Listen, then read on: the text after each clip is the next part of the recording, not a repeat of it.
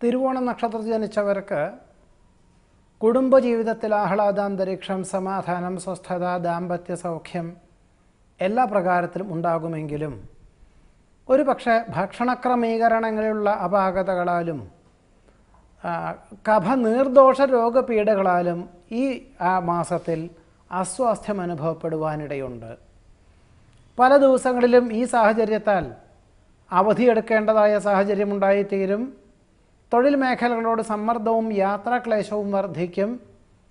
വാഹനം മാറ്റി വാങ്ങുവാനുള്ള തീരുമാനത്തിൽ നിന്നും പിന്മാറുവാനിടയുണ്ട്. ഗൃഹനിർമ്മാണത്തിന് വാങ്ങിയതായിട്ടുള്ള ഭൂമി തൽക്കാലം ഗൃഹനിർമ്മാണ പ്രവർത്തനങ്ങൾ നിർത്തിവെച്ച് ഗൃഹം വാങ്ങിക്കുന്നതിന് തയ്യാറാകുവാനും അന്വേഷണം ആരംഭിക്കുവാനും ഇടയുണ്ട്. അധികാരപരിധി വർദ്ധിക്കുന്നതിനാൽ കീഴ് ജീവനക്കാരെ നിയമിക്കുവാൻ മേലധികാരികളിൽ നിന്നും അനുമതി തേടും.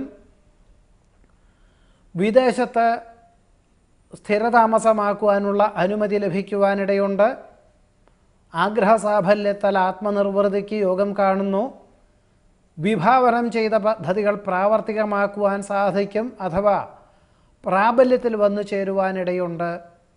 വിശേഷപ്പെട്ട ദേവാലയ ദർശനത്താൽ മനസ്സമാധാനത്തിന് വഴിയൊരുക്കും. ആത്മീയ പ്രഭാഷണങ്ങൾ അനിഷ്ടമായിട്ടുള്ള ചിന്തകളെ അതിജീവിക്കുവാൻ വഴിയൊരുക്കും. ചിന്തിക്കുന്നതും പ്രവർത്തിക്കുന്നതുമായ കാര്യങ്ങൾക്ക് അനുകൂലമായ സാഹചര്യങ്ങൾ എല്ലാ പ്രകാരത്തിലും വന്നു ചേരും. വിരോധികളായിരുന്ന പലരും അനുകൂലമായി തീരുവാനും സാധ്യതയുണ്ട്. സാമ്പത്തിക വിഷയത്തിൽ പ്രതീക്ഷിച്ചതിലുപരി നേട്ടം എല്ലാ പ്രകാരത്തിലും വന്നു ചേരും. പദ്ധതി ആസൂത്രണങ്ങളിൽ ലക്ഷ്യപ്രാപ്തി നേടും.